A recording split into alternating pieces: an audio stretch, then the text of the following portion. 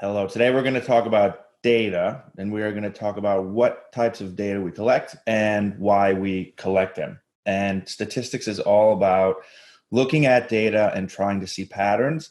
And are those patterns sending some sort of signal relative to the noise that is there? And one of the fundamental thinkers on this was a man named Arthur Bradford Hill, who thought about what are the conditions or the criteria that we need for talking about causality. And there's a reading on that this week. So when we think about data, we're going to think about variables, things that we can measure or observe, something that varies in between people or in between households or in between cities. And we're going to make data sets which consist of lots of different variables, lots of columns. And those data sets will be on different units. So a row for different patients or different cities or different villages and so on. And why are we doing this? As humans, we're sort of driven to try to look for, again, find these patterns that exist. So Hill came up with these causal criteria, and we put these in quotes because we're going to see that they're not any, there's nothing magical about them, but there are a set of guidelines that we want to look for when we're trying to see, does X cause Y? And he came up with these in the 60s looking at does smoking cause cancer? And some of them are common sense. You think about, in general, if something is more strongly related to an outcome than something else, maybe it might be causal.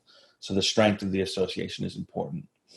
The consistency of the association. How do we see the relationship between an exposure and an outcome? How is that consistent across studies? Do all studies tell the same story? When you take epidemiology, you'll learn a lot about evaluating the qualities of those studies. And you can say, this is a good study with internal validity, and I can apply it to my population, their external validity. And you'll get a lot of practice reading studies and thinking about the consistency of the association. Some of these I said are obvious. In order for X to cause Y, X has to come before Y. But you'll see people violate this all the time. We'll see some examples in this class. Dose response is important. The more of an exposure that you have, the more of an outcome that you generate. So we want to think about some sort of linear pattern. I'll draw here. The more X, the more Y.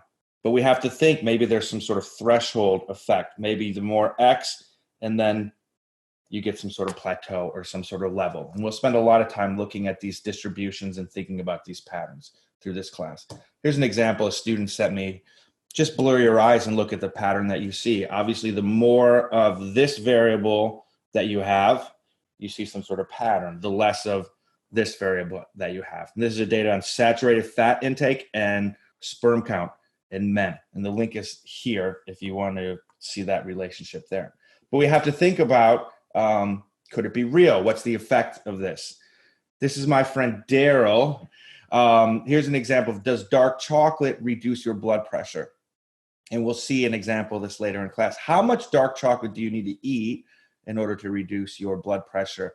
A clinically relevant amount. And we'll talk a lot in this class about statistical significance versus clinical relevance. You'll be surprised when you see the data on this. Another important thing is the biological plausibility of the association.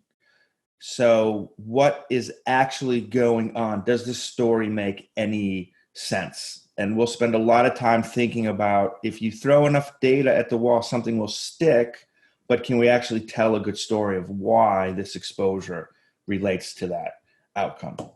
So when we think about these Hill's criteria, the most important thing to realize is that they have their limitations.